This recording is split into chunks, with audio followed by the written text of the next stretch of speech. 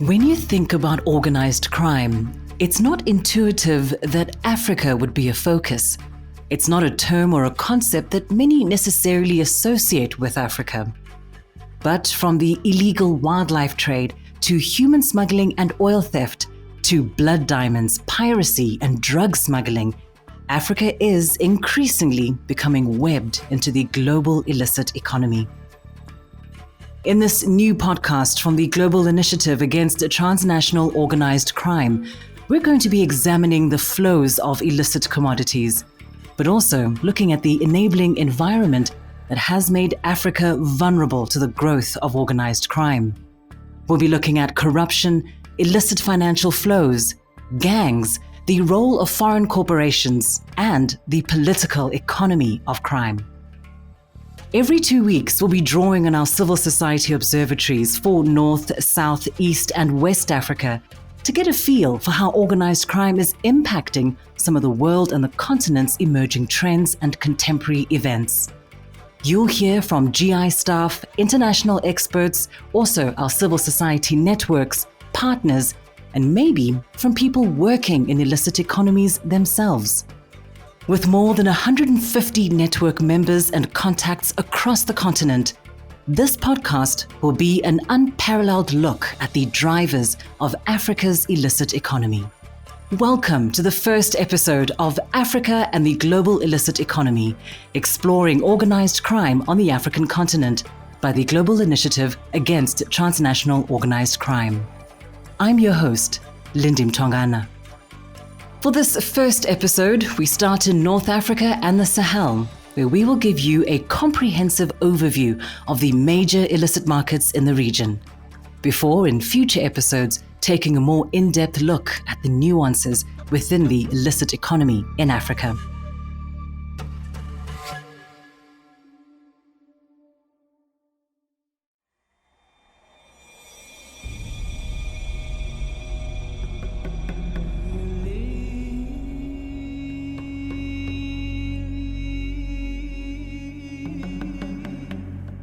Chad and Niger's strict measures to restrict movement during COVID-19 have not been a deterrent for migrants and smugglers.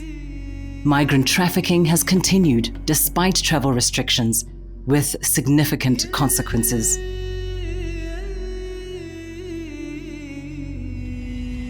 On April 2nd, a group of 250 migrants were abandoned by smugglers on the Niger-Libya border. In response to the continuous flow of migrants who've managed to traverse border patrols, Algeria has also begun to expel undocumented workers at the Nigerian border. These expulsions reflect a hardening attitude toward immigrants in the Sahel in the wake of the COVID-19 crisis.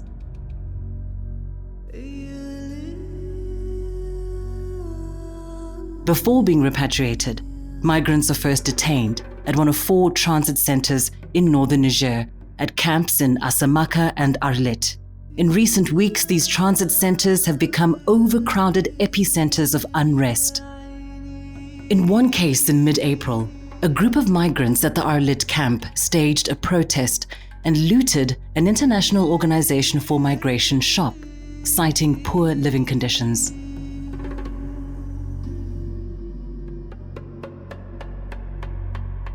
Too many people, when they imagine human smuggling or illegal migration, picture a large group of African people on a boat in the Mediterranean trying to get to Europe.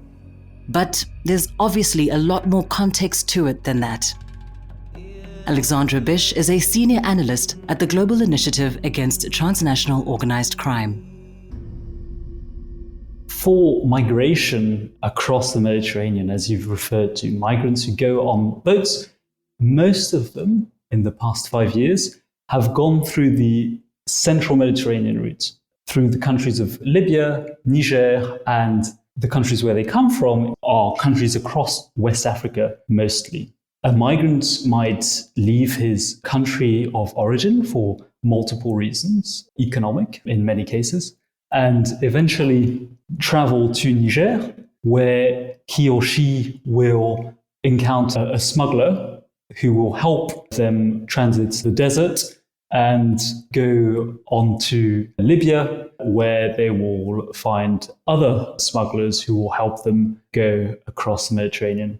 What are conditions like on this journey in terms of the vehicles they travel in and the hours they spend on the road? I think it's important to remind that in the past 5 years, migrant smuggling has been criminalized in one of the key transit countries, Niger. And since then, the migrant smuggling, which was a very legitimate practice before the transportation of migrants from Niger to Libya was very common, was criminalized and went underground. And suddenly we've got a practice that is very clandestine and that is very dangerous for migrants because smugglers took increasingly clandestine routes through the desert, which were more remote and more subject to vehicle breakdowns.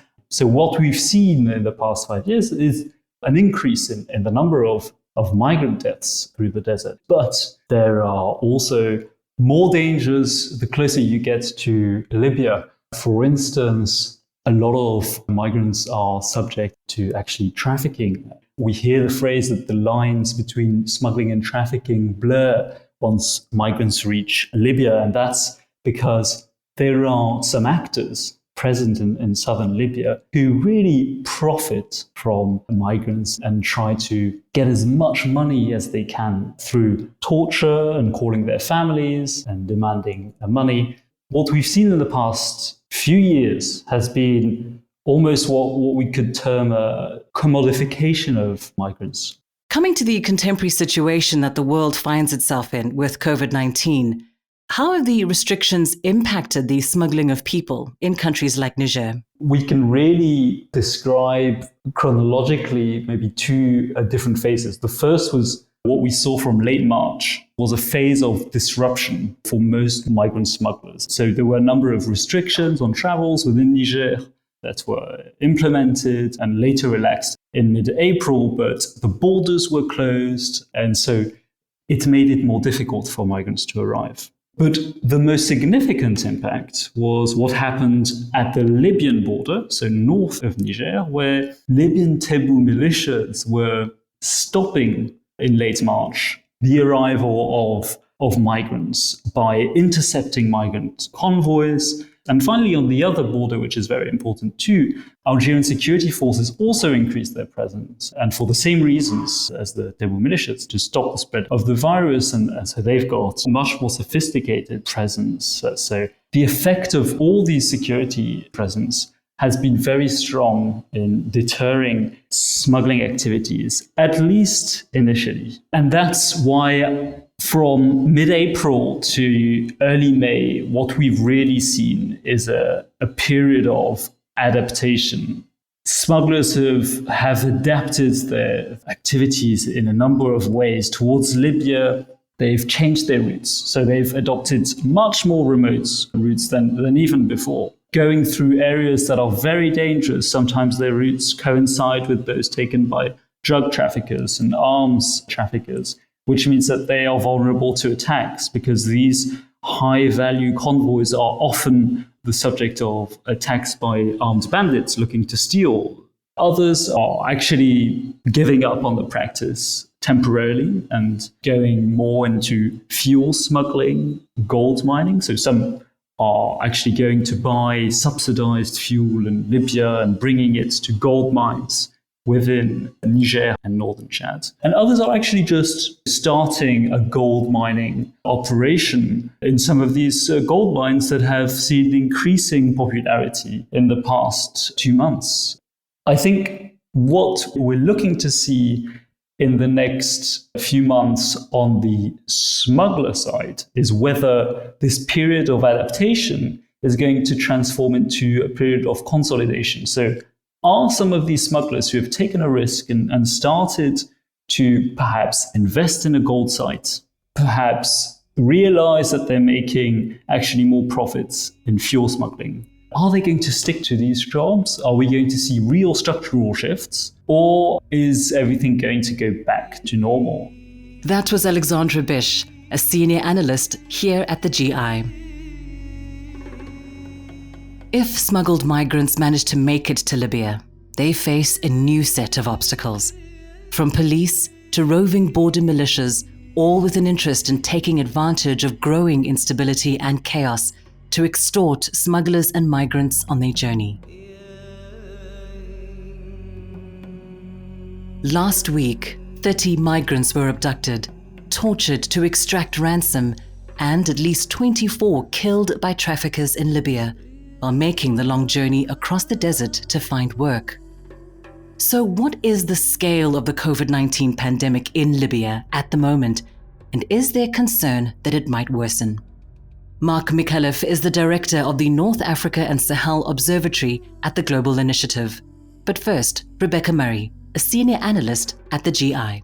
The actual cases of COVID at the moment in Libya have not been huge in contrast to neighboring countries. So there have been 75 cases so far and 3 deaths. Where the most COVID cases have been is Tripoli by far, then followed by Misrata because it has the one open airport in the west, which is now since closed due to the war, and then followed by Benghazi. In terms of the health infrastructure, though, this is alarmingly ill-prepared to treat COVID patients. And I think that's where the problem lies, exacerbated by all-out war in the capital as of till very recent, when the Libyan Arab forces, backed by Haftar, withdrew to the oil crescent area. Basically, we're seeing a few problems compounded. We've got the COVID crisis and we've got war, and then on top of that, restriction of movement and violence.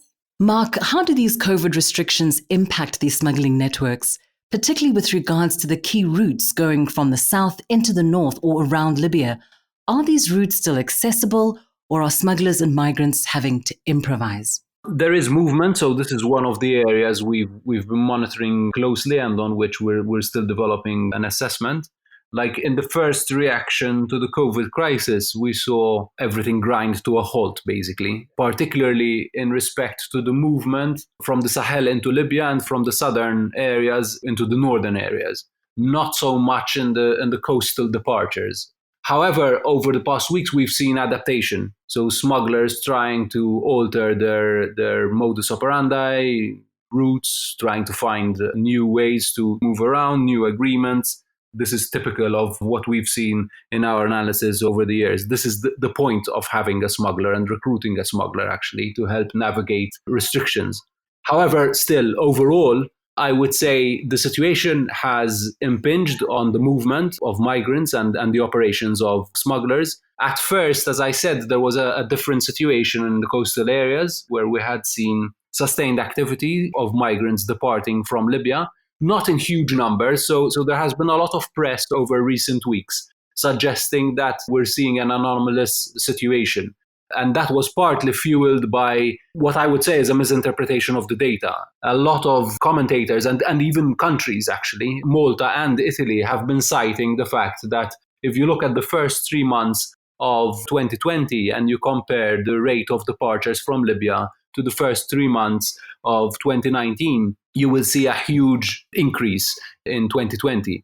The problem with that is that in April of last year, April 2019, a war started in Libya, a battle for Tripoli, essentially, for the capital. So a very engaging, all-encompassing, multi-level war that has had significant repercussions. When that war started, we saw that the pattern of departures had risen slightly and more or less remained sustained after that point.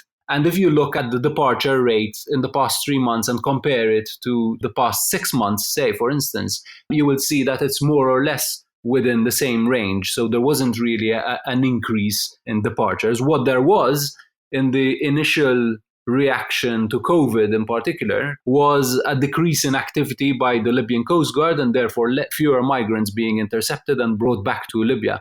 And as a result, that left many more migrant boats to push forward and in some cases remain stranded in the central Mediterranean waiting for rescue. Rebecca, what impact has the war in Libya had on migrants and the citizens in Tripoli? So the war has had a huge impact. One, we can point out there's been an oil embargo. So there's been very little in terms of refined fuel. There's also been the turning off of water, which is mass collective punishment for mostly residents of Tripoli. There has been huge electricity cuts, very high prices because of all of this, as well as the closure of borders due to COVID. And then for displaced Libyans, there have been about 100,000 displaced from the front lines, which is mostly Tripoli's southern suburbs. Most go to relatives' homes, but the ones who cannot go there or cannot afford to are usually kept in shelters that are run by municipalities. And the last time I visited, again in March, I went to one shelter in Abu Salim, which is an area near the front line. People in there, displaced families in there, were really expressing concern that they had been displaced for 1 year. They were without food, electricity, and basic living conditions that were adequate, and very afraid of being forgotten. There are also displaced people in Misrata, of course, because one of the reasons is that there is an airport near there that was mostly open until it closed due to COVID. What's the situation in urban areas? In the urban areas so far, there are about 50,000 refugees and asylum seekers that have been registered with UNHCR. Overall, they're estimated hundreds of thousands of migrants within Libya itself, though it's very hard, if not impossible, to count exact numbers. And then, of course, there have been about 3,500 migrants that have been returned from the sea by the Libyan Coast Guard. In the actual detention centers themselves, there is under 3,000. For migrants who are living in the streets, especially in Tripoli, it's been very hazardous due to the ongoing war, due to the COVID curfew as well. A lot of the streets are empty, though, however, armed groups do roam in these streets, as well as there are flash checkpoints in places. So there's a huge risk of being picked up and taken to a local police station or taken and kidnapped for ransom. There has been extreme lack of work, if none at all. And this is compounded by a huge stigma towards migrants at the moment, who are viewed as perhaps virus carriers by Libyans. And places to stay are virtually non-existent at the moment. And Mark, coming back to you, considering the current conditions in which migrants now find themselves, are they still attempting to cross the Mediterranean? The rate of departures is more or less consistent with what we've seen in the past months. Over the past weeks, we've seen more activity by the Libyan Coast Guard, so more migrants being intercepted and returned back to Libya. But the demand for departures remains, precisely, I would say, as a result of the worsening conditions in Libya. In fact, we assess that over the medium term, although we don't anticipate that there's going to be some huge spike in the short term in terms of the number of migrants wanting to leave Libya, because of these restrictions. In the medium term, this will not be sustained. And right now, there are many drivers pushing migrants out of Libya. So we would expect that in the medium term, we might see an increase in the number of people wanting to leave. And how might this affect things in a post-COVID context? One of the things that the COVID crisis has changed has been the attitude of European countries. So Malta and Italy, which are recipients of the migrants who depart from Libya, have declared their ports closed. At first, they weren't receiving any migrants. Then some accommodation was done. Both countries actually have accommodated some of the migrants rescued onto vessels. In the case of Malta, there are some migrants who have been on these vessels for more than 4 weeks, which is less than ideal to be spending that amount of time at sea. What has been Italy and Malta's response been in all of this? Both countries have been complaining that even before the COVID crisis, there was reluctance on the part of their European counterparts, other member states, to share the burden, so to speak, and take an allocation of migrants rescued in the central Mediterranean. Post-COVID, this has become worse. How does this impact on the commitments the European member states made to Libya? From Libya right now, there are essentially 3 ways to leave. One of them is irregular, so crossing the central Mediterranean or crossing the border of a neighboring country and with the help of smugglers and traffickers. And the other 2 ways are through voluntary humanitarian return, which is a voluntary program that allows migrants who want to leave Libya to be able to be returned to their country with the expenses being paid for through this program, and resettlement. The resettlement program being open to asylum seekers and potential refugees who are assessed to be deserving of protection by the UNHCR, and then on that basis being placed on a list, evacuated from Libya and taken to processing centers in Niger, in Rwanda, and then from there being resettled to European member states or elsewhere.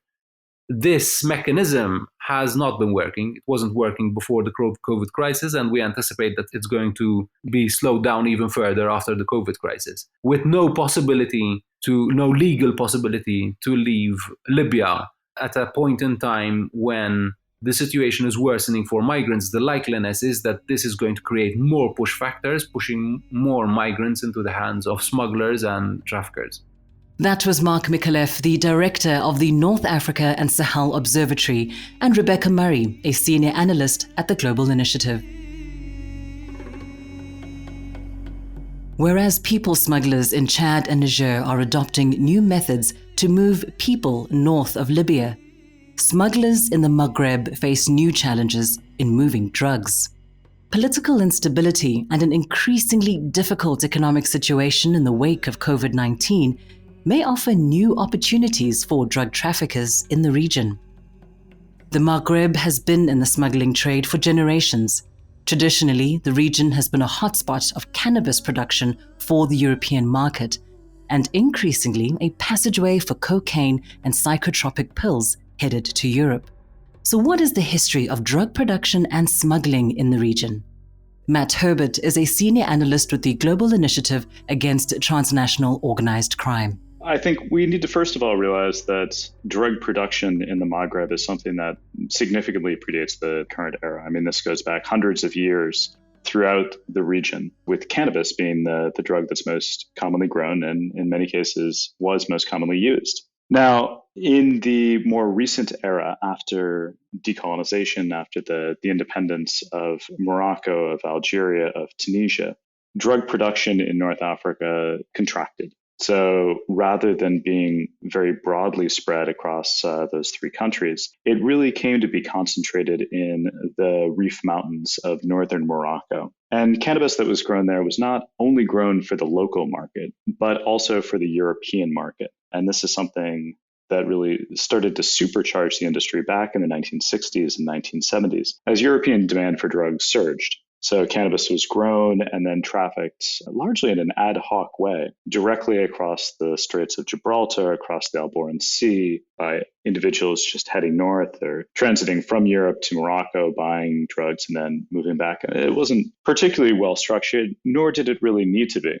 And how did authorities react to this surge in production? The sanctions applied against drug production and drug trafficking at the time were extremely minimal. And if you look at the degree of diligence by both Moroccan and European authorities on interdicting traffickers, it wasn't a particularly high priority at that point.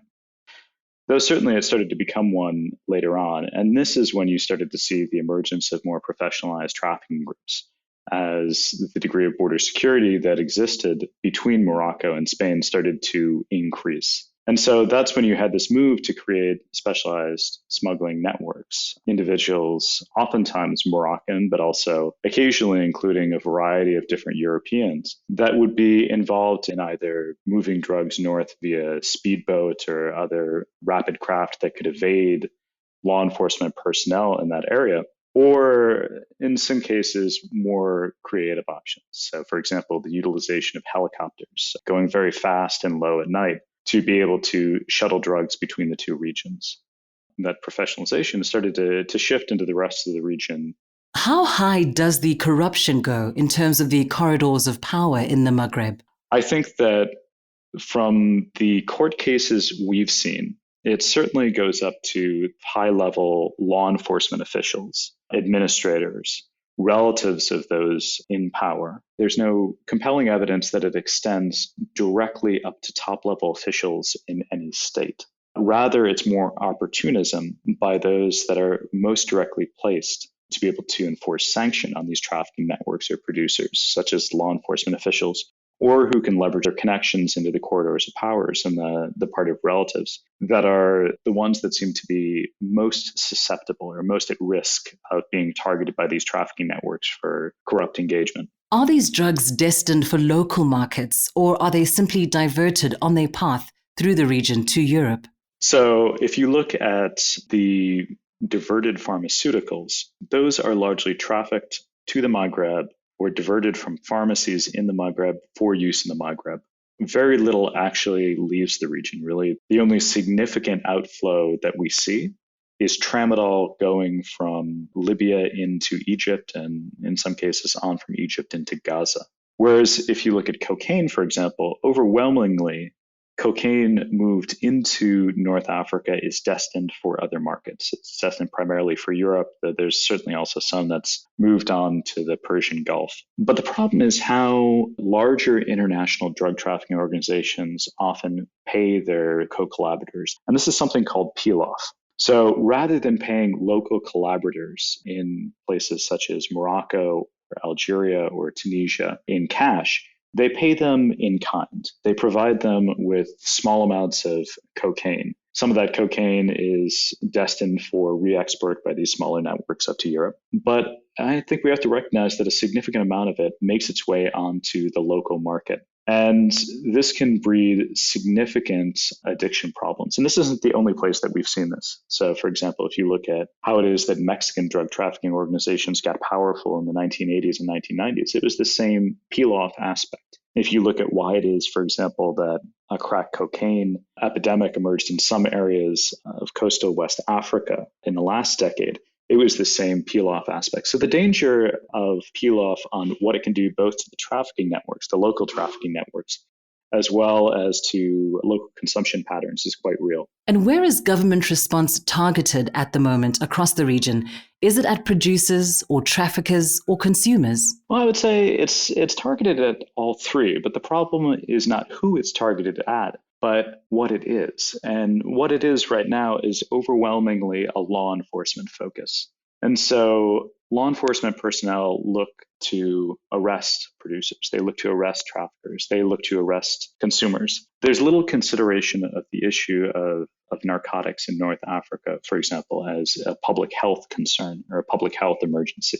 And certainly there is very limited funding that is applied towards the rehabilitation of addicts, the creation of rehab facilities. And I think that this is a big problem. If you view everything through a law enforcement focused approach, you miss the potential for actually designing interventions that will have a significant positive impact for those that are often most vulnerable, especially those that are addicted to various types of drugs in the region. So, in your view, in a kind of worst case scenario, where is this situation headed? The increasing addiction issues in the Maghreb could lead to full-bore public health crises in the region and possibly the spread of various secondary public health impacts such as HIV/AIDS in the case of injection drug use, but other issues as well. Coupled with the corrosive impact of increased high-level drug trafficking through the region on governments, on their security forces, on their administration, and the potential for that to result in a weakening of these governments' abilities to really effectively police the criminal activities that are going on within their borders.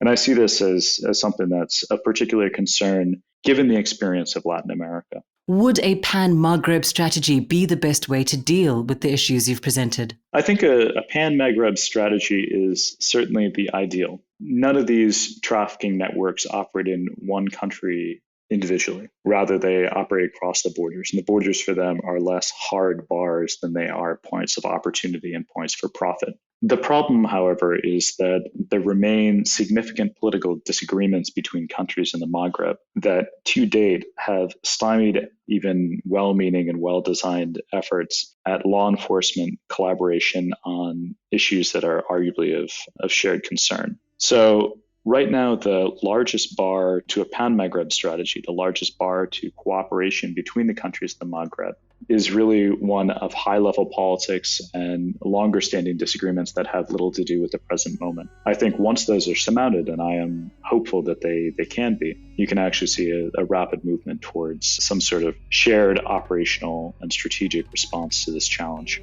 That was Matt Herbert, a senior analyst with the Global Initiative Against Transnational Organized Crime.